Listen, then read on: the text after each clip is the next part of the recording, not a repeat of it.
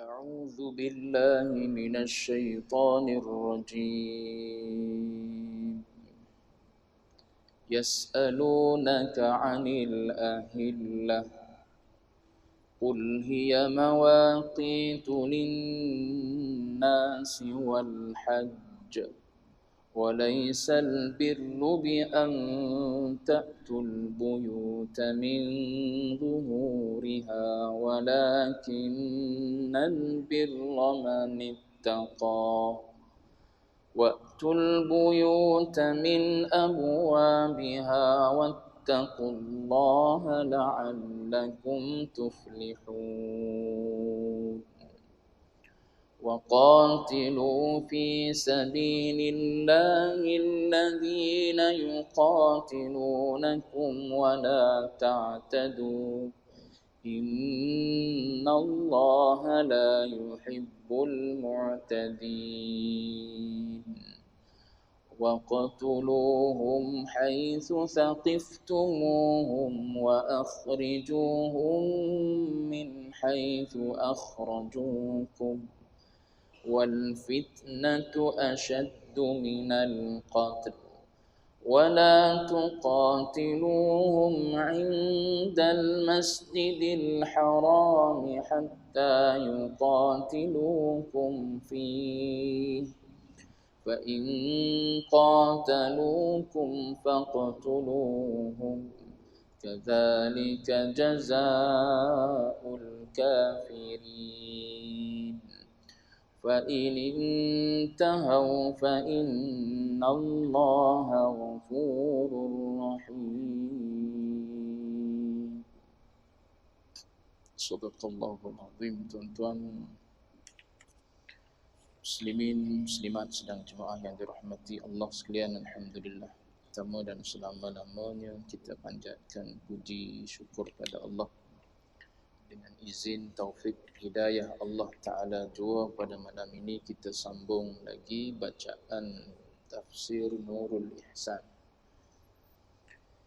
jilid yang pertama, sambungan daripada apa yang kita baca dalam bulan lepas, masih dalam ayat Yas'alunaka 'anil ahillah. Ada beberapa orang sahabat, antaranya yang disebutkan oleh ulama tafsir, iaitu sahabat yang bernama Muaz bin Jabal dan juga Sa'labah. Mereka datang bertanya kepada baginda Nabi berkenaan dengan ahillah, berkenaan dengan hilal. Hilal ni kita panggil anak bulan. Dia tanya Nabi, kerana apa mula nyata ataupun timbul hilal ataupun timbul bulan ni halus, kecil, kemudian bertambah besar hingga penuh jadi bulan purnama. Lepas daripada jadi bulan purnama, balik ia hilal tu jadi kecil, tak sama seperti matahari. Itu pertanyaan sahabat kepada baginda Nabi. Kemudian Nabi jawab, Qul hiya mawaqitu linnasi wal hajj. Kata olehmu ya Muhammad, iaitu ahillah tu ataupun bulan tu berubah daripada halu, daripada kecil jadi purnama besar, kemudian kembali semula jadi kecil. Segala waktu bagi manusia dan waktu haji dan waktu bertanam-tanam dan waktu meniaga. Waktu meniaga ni masuklah bila kita meniaga, ada zakat perniagaan. So nak tahu haul kena adalah bulan. Begitu juga masuk dalam waktu meniaga ni ialah hutang. Orang yang berhutang. Agama suruh orang yang berhutang ni supaya tulis. Kan dalam ayat lain hujung surah Baqarah nanti kita akan bertemulah satu ayat yang paling panjang dalam Quran cerita tentang hutang. Salah satu daripada perintah Allah Ta'ala pada orang yang berhutang ni ialah supaya tulis. Jadi tulis tu tempoh, bukan setakat nilai berapa berhutang, tempoh berapa lama ni nak bayar ni. Macam kita pinjam beli rumah, beli kereta lah 9 tahun, 35 tahun. Jadi kita boleh tahu kalau tanpa kalender lah. Kalau dulu tak ada kalender, tak ada takwim, maknanya melalui perubahan bulan. Tengok bulan kecil, maknanya boleh jadi dah berakhir bulan ni, nak masuk bulan baru. Sampai bulan purnama, tengah dah. Maknanya kalau kita berjanji dengan orang yang berhutang, kita berhutang dengan seseorang, kita berjanji dengan dia nak bayar tiap-tiap purnama. Maknanya tiap-tiap 13, 14, 15 tu waktu dia. Waktu bulan-bulan. So bila kita boleh tahu dengan sebab ada bulan tu lah berubah daripada kecil jadi besar. Begitu juga dan iddah perempuan. Perempuan yang beriddah, kalau dia dicerai oleh suami, berapa lama iddah dia? 3 bulan. Mana nak tahu, zaman dulu tak ada kalender macam kita. Bukan ada takwim macam kita, boleh tik je. Sekarang ni perempuan kalau dia mari ke dia tik di kalender tu, dia boleh tengok lah berapa hari dia mari lepas tu berapa hari dia suci. Kalau dalam tempoh suci tu mari pula darah, dia boleh kira lah. Sebab apa? Dia ada kalender. Kalau dulu bergantung pada bulan lah. Tengok bulan kecil besar, kecil besar. Begitu juga dengan perempuan yang beriddah. Iddah sama ada iddah cerai hidup ke atau iddah mati ke 4 bulan 10 hari, semuanya adalah bergantung pada bulan tu. Sebab kalau tengok pada matahari sama, satu tiap-tiap hari. Tiap-tiap hari dia keluar dengan saiz yang sama. Tapi bulan dah daripada kecil dah purnama, ada 15 dah. Kita tengok malam ni cerah, maknanya dah nak masuk 14, 15 dah ni Rabiul Awal. Ada separuh je lagi daripada Rabiul Awal. Kita duk bajet nak buat maulid lah di masjid kita ni. Maknanya ada lagi 15 hari. Kita boleh tahu tu dengan tengok bulan je. Tak tengok kalender lah. Tengok dia makin kecil, sempit dah masa kita nak buat maulid ni, tak sempat dah ni. Tu maknanya kita boleh tahu dengan sebab adanya bulan kecil besar tu. Dan puasa, puasa memang Nabi sebut dalam hadis, sumu li ru'yatih. Nabi kata berpuasa oleh kamu sekalian dengan kamu melihat anak bulan. Barulah boleh mula puasa bila nampak anak bulan. Kalau tidak, kena genapkan 30 Sya'ban. Dan berbuka, yakni raya. Raya, Nabi sebut dalam hadis juga, wa aftiru li ru'yatih. Berbuka, yakni berhari raya lah kamu, hari raya Aidil Fitri, bila kamu nampak anak bulan. Begitu juga, nak raya haji pun. Tengok anak bulan juga, nak tentukan 1 Zulhijjah. Start bila 1 Zulhijjah, nak tentukan hari Arafah bila. Tengok anak bulan juga nak tentukan 1 Zulhijjah. Walaupun kalender dah ada, tapi pejabat mufti duk buat kerja tu tiap-tiap bulan. Tu kita boleh follow tu pejabat mufti. Kalau nak pergi boleh ikut dia. Dia buat cerapan kadang-kadang kalau di area Kuala Lumpur ni di PICC. Di atas bangunan PICC tu. Ataupun di atas bangunan KL Tower. Dua-dua tu saya pernah pergi. Cuma tak direzekikan untuk tengok di teropong anak bulan. Tak direzekikan lagi. Walaupun pernah join pejabat mufti untuk tengok anak bulan di sekitar Kuala Lumpur ni. Cuma nak sebutnya ialah bukan saja di akhir di awal Ramadan, di hujung Syaban ataupun di hujung Ramadan awal Syawal saja. Walaupun dah ada takwim, pejabat mufti ni tiap-tiap bulan pergi tengok. Sebab apa? takwim ni mengikut hisab. Takwim ni mengikut kiraan matematik. Dia ada formula dia nak kira dia. Satu lagi di tempat kita Malaysia ni dia pakai ru'yah. Ru'yah itulah kena pergi tengok tiap-tiap bulan tu. Boleh jadi hisabnya sekian tapi tak tepat dengan hilal. Tu yang pernah berlaku di Malaysia tu. Hari raya apa? Raya mengejut pada dipanggil. Tidak mengejut. Yang dalam kalender itu kiraan hisab. Kiraan hisab ni setahun teguh. Tu pun tepat kiraan tersebut dengan kaedah canggih yang ada pada zaman hari ini. Tapi ru'yah juga diguna pakai di Malaysia. Bila ru'yah diguna pakai, bila dah ada tempat yang nampak anak bulan, perlulah diisytiharkan raya. Bukan istilah mengejut pun, tak mengejut pun. Sebab dua kaedah tu diguna pakai di tempat kita Malaysia ni.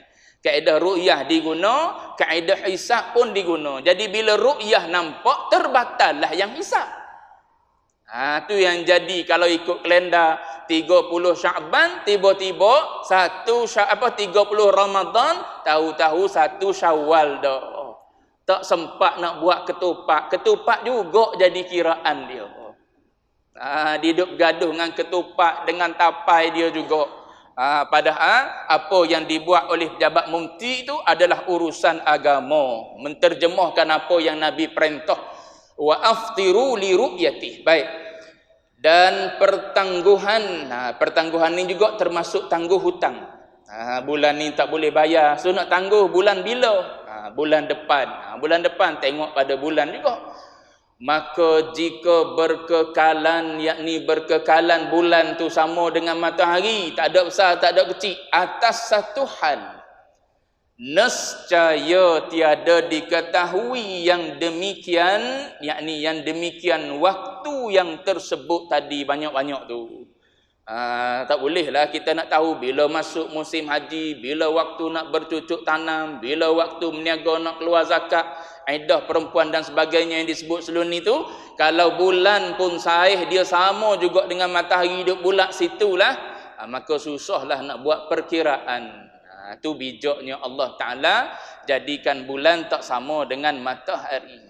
Baik, cuma saya sebut dah dalam pertemuan yang lepas, apa yang ditanya oleh sahabat yas'alunaka 'anil ahillah tu Nabi tak jawab. Nabi jawab dengan apa yang lebih penting lagi.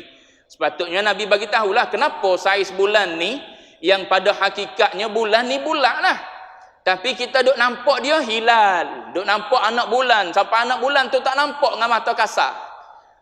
Tak nampak dengan mata kasar, kena tengok dengan teleskop, barulah nampak. Teleskop pula mesti yang berkuasa besar, barulah kita nampak anak bulan tu. Padahal kalau nak kira saiz dia bulat besar. Kemudian dia bergerak daripada saiz nampak kecil jadi makin besar. Boleh tengok mata kasar.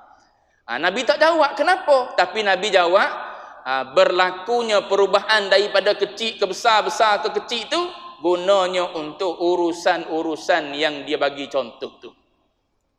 Tu Nabi jawab pada benda yang lebih penting. Allah Ta'ala perintah Nabi jawab tu pada perkara yang lebih penting lagi. Adapun dia besar, dia kecil tu tak penting. Zaman kita hari ni cerah kita boleh tengok. Sebab apa? Saintis buat kajian dengan alat-alat canggih hari ni. Rupa-rupanya dia terlindung dengan itu, terlindung dengan ini. Tahulah kita, ni fenomena ni berlaku sebab ni dan sebagainya. Tu kecanggihan zaman kita lah. Baik, habis itu. Pendek aja Allah Ta'ala bercakap kenaan dengan hilal ni. Tapi bila buka kitab fiqh keluar banyak bab lah ni. Bab hutang keluar, bab meniaga, bab zakat perniagaan keluar satu tajuk. Bab iddah keluar satu tajuk, bab puasa keluar satu tajuk. Banyaklah keluar dalam kitab fiqh. Allah Ta'ala bercakap dalam Quran sepatah ayat ya. Kalau kita kata nak pakai Quran saja, ambil Quran saja ni Allah Ta'ala cerita. Takat tu ya Allah Ta'ala cerita. Yang lain tu huraian ulama daripada hadis-hadis lagi lah. Apa kita Quran pun tak hafal, hadis pun tak hafal, apa lu yang ulama lah. Bab kita Quran pun tak ada dalam kepala, Hadis pun tak ada dalam kepala kita. Follow apa yang telah dipermudahkan oleh ulama. Dalam kitab fiqh dia. Nak tahu hukum apa? Buka bab apa kita nak tengok. Bab puasa, bab saum buka dalam kitab fiqh ada 4 rubuk sebut dah sebelum ni.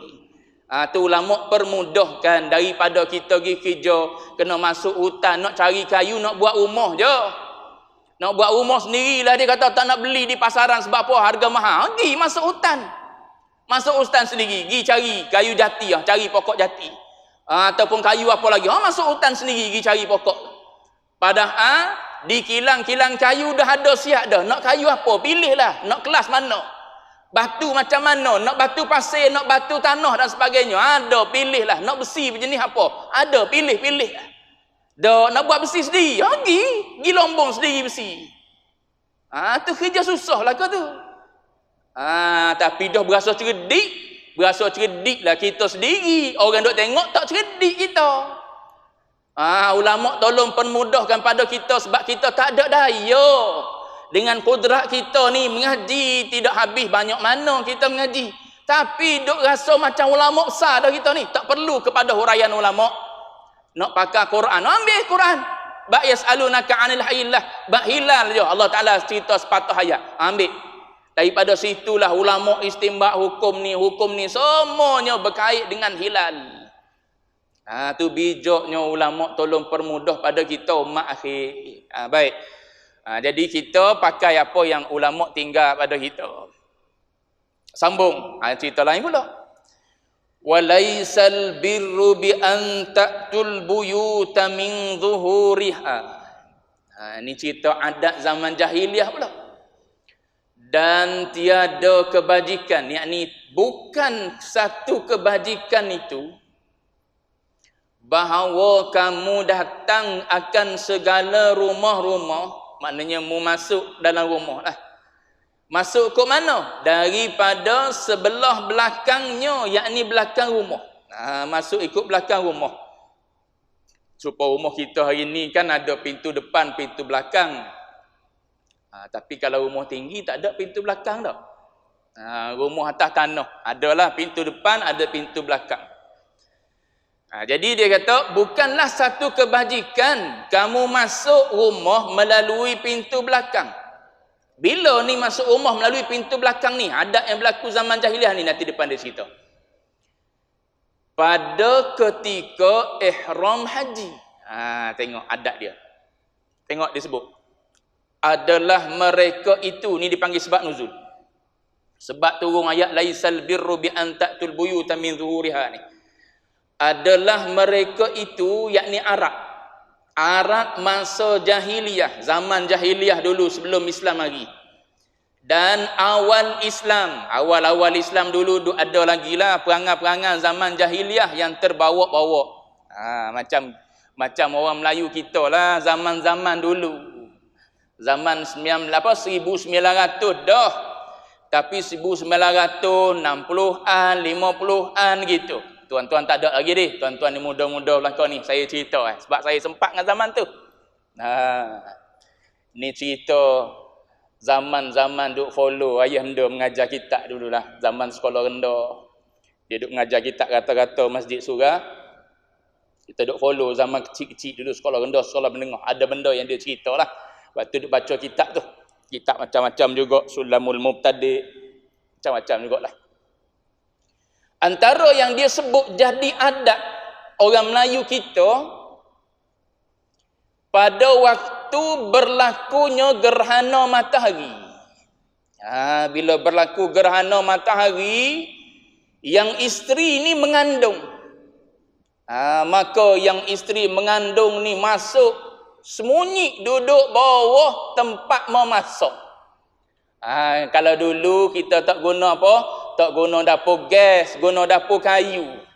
Tapi tempat dia lebih kurang macam tempat dapur gas kita lah. Dapur gas kita sekarang ni bawah tu ada tempat tong gas. Kalau dulu bawah tu dia letak kayu lah. Kayu untuk guna untuk bakar tu lah. Untuk memasak dan sebagainya.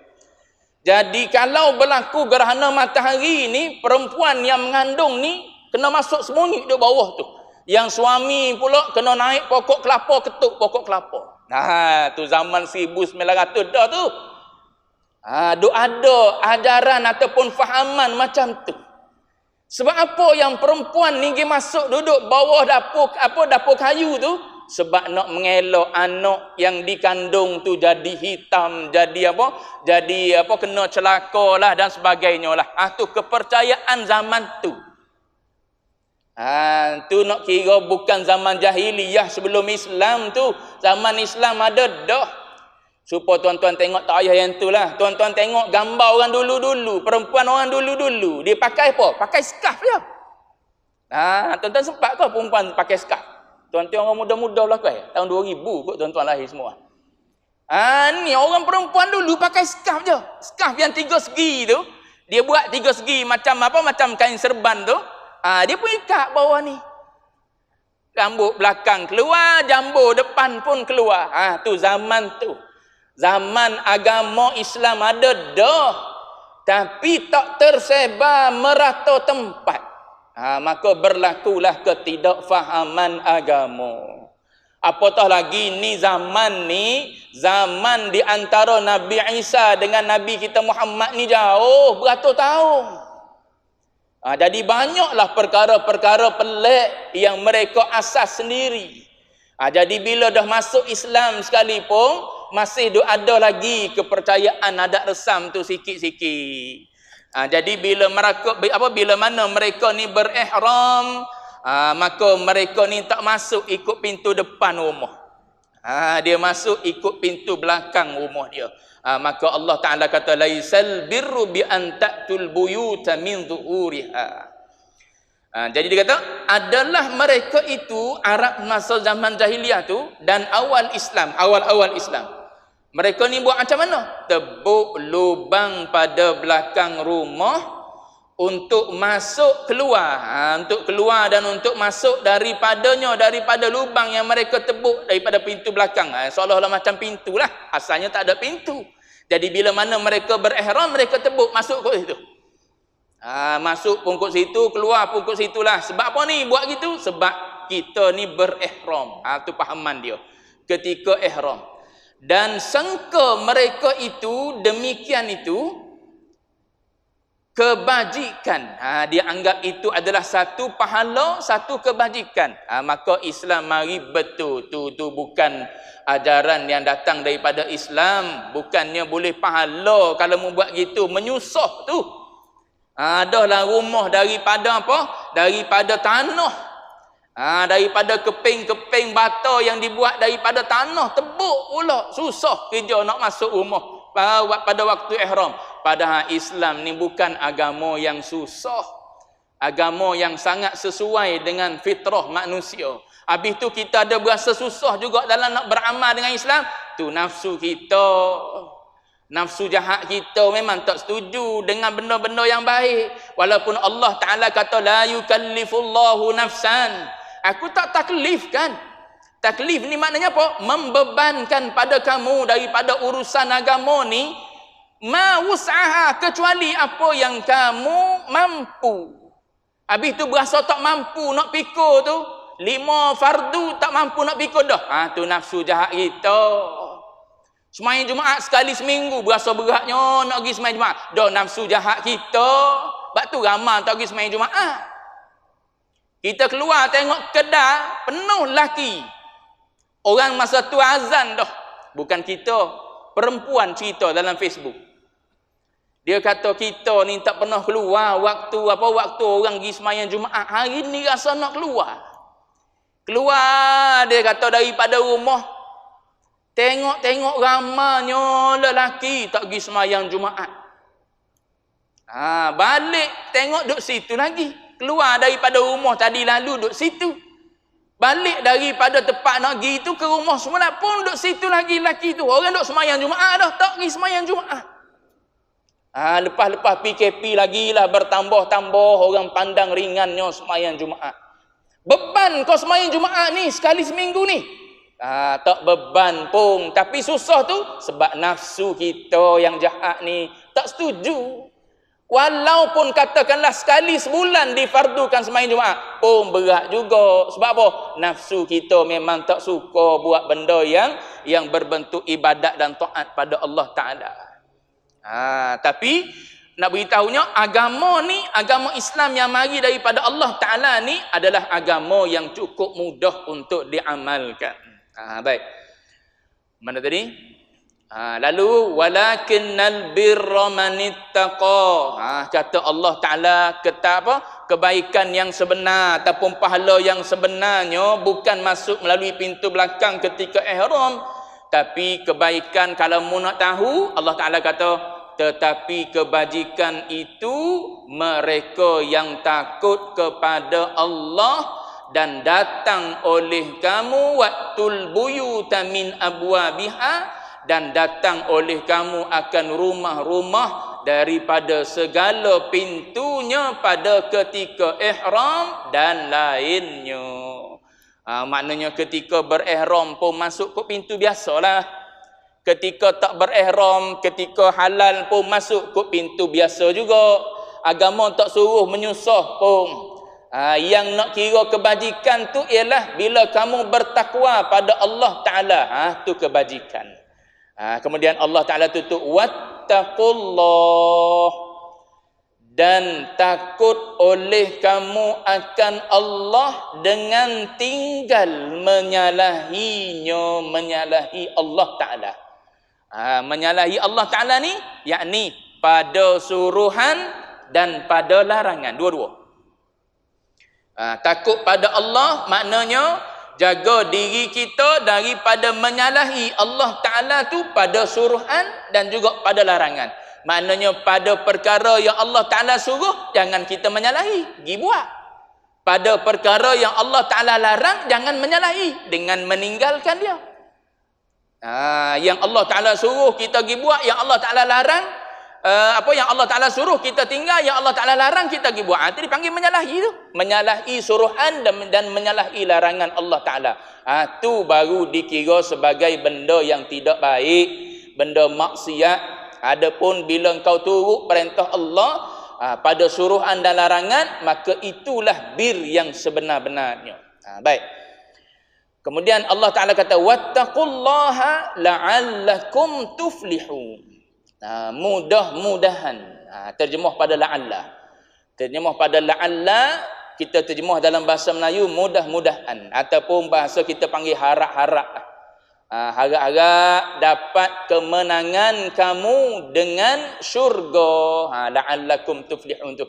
Harap-harap ni pada kita kepada Allah.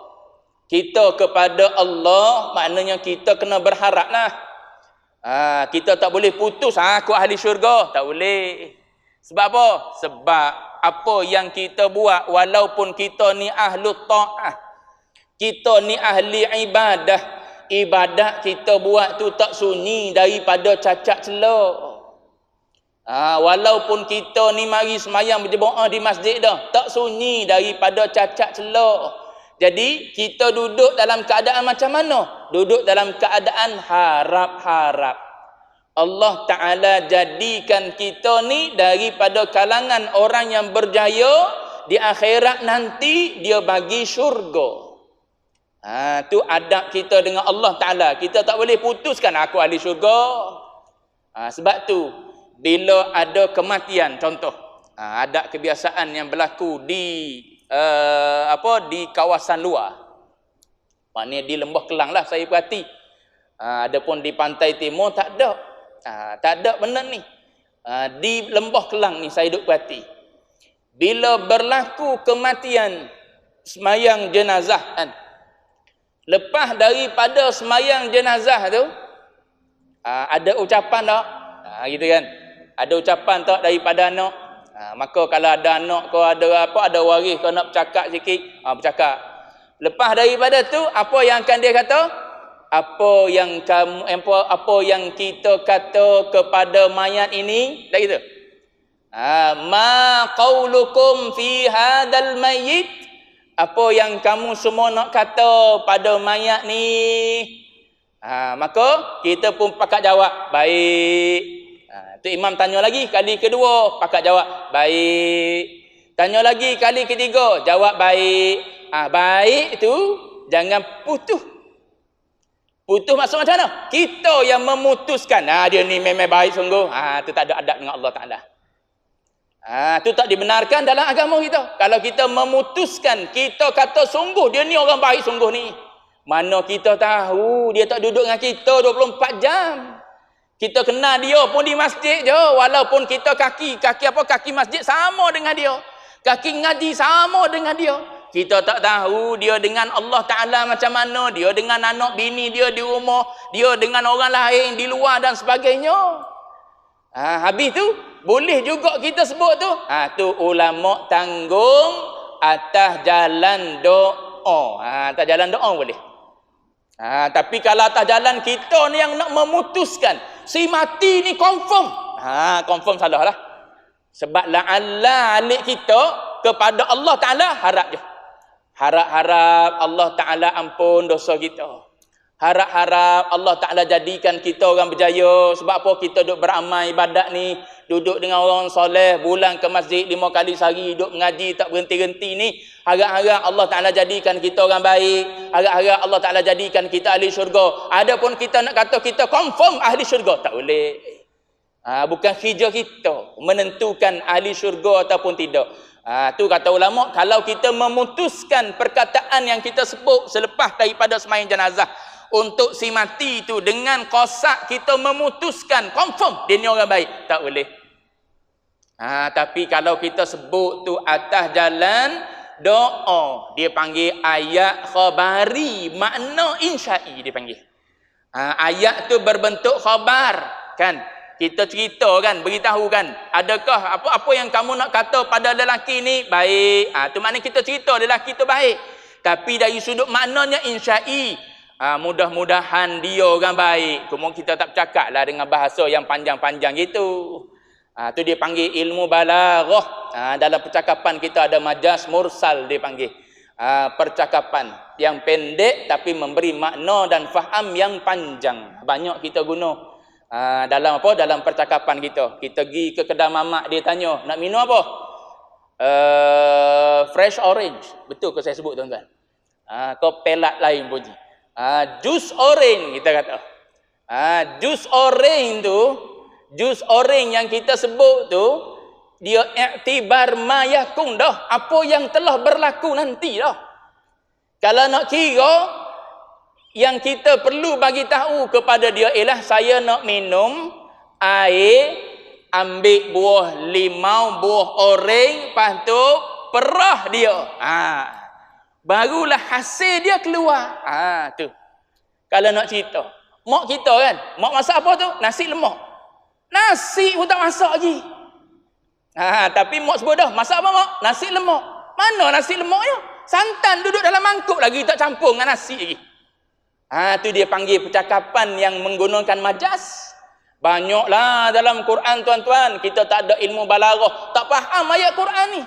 Salah satu daripada ilmu alat yang perlu ada di kita untuk memahami ayat-ayat Quran ni, cara percakapan Allah Ta'ala di dalam Al-Quran ni.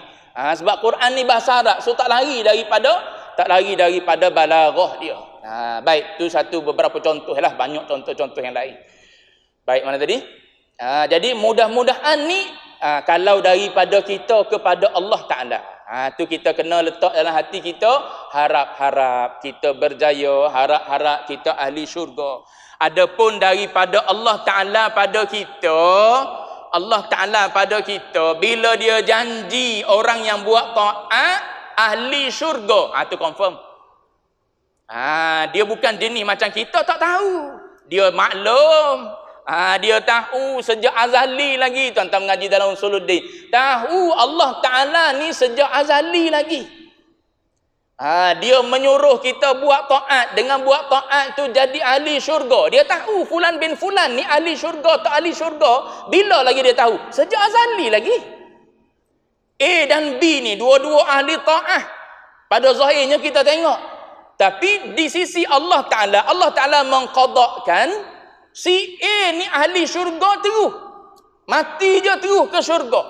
Hisaban yasira ataupun bighairi hisab. Tanpa hisab ataupun dengan hisab yang ringan. Si B ni orang taat ahli ibadat juga. Tapi dia ke neraka dulu. Tapi perbuatan ke neraka dia ni kita tak tahu. Sebab tu kita kata mudah-mudahan dia ahli syurga. Sebab kita tengok dia orang mari masjid, tapi belakang kita mengompak maki orang lah, caci itulah ni dan sebagainya. Buat zalim pada orang. Dosa dengan makhluk. Dosa makhluk nak selesai dengan makhluk. Kita tak tahu yang tu. Kita tahu dia soleh. Allah Ta'ala tahu tak si fulan bin si fulan ni? Tahu. Tak ada terselindung pun daripada Allah Ta'ala. Sifat apa? Ta'alluq ilmu kan inkishaf. Inkishaf ni maknanya terbuka pada Allah Ta'ala. Tak ada tertutup. Adapun kita tertutup. Ilmu yang ada yang ada pada kita tertutup. Setakat yang diberi oleh Allah Ta'ala tahulah kita. Yang banyak lagi tak diberitahu pada kita, tak tahulah kita. Ilmu kita tentang si fulan bin si fulan. Nabi begitu. Nabi bila walaupun Nabi tahu Abdullah bin Ubay bin Salul seorang munafikin ataupun sahabat lain, Nabi beritahu pada sahabat dia, aku tak diperintahkan oleh Allah Ta'ala untuk membelah dada-dada mereka melihat. Apa yang zahir mereka buat, so kita hukum dengan tu je. Mereka mengucap 2 kalimah syahadah, mereka duk beramal dengan amal Islami, maka kita hukum dia Islam. Walaupun belakangnya ketika dia berjumpa dengan geng-geng dia kata, aku saja nak ambil hati orang Islam je, padahal aku tak beriman pun. Siapa tahu? Allah Ta'ala je tahu. Tapi kita diperintah oleh Allah Ta'ala, nahnu nahkum bil-zawahir. Kita hanya menghukum pada zahir. Yang tahu pada hakikatnya Allahu yatawallas sarair. Sebab tu daripada Allah Ta'ala pada kita, walaupun guna kalimah la'alla tu, dia makna pasti daripada Allah Ta'ala berjaya. Orang yang bertakwa pada Allah Ta'ala yang sungguh-sungguh betul jujur di sisi Allah Ta'ala, bagi Allah Ta'ala pada hamba tersebut pasti berjaya ahli syurga. Adapun kepada kita, kepada Allah, itu dipanggil mudah-mudahan, harap-harap jadi ahli syurga. Baik, habis itu.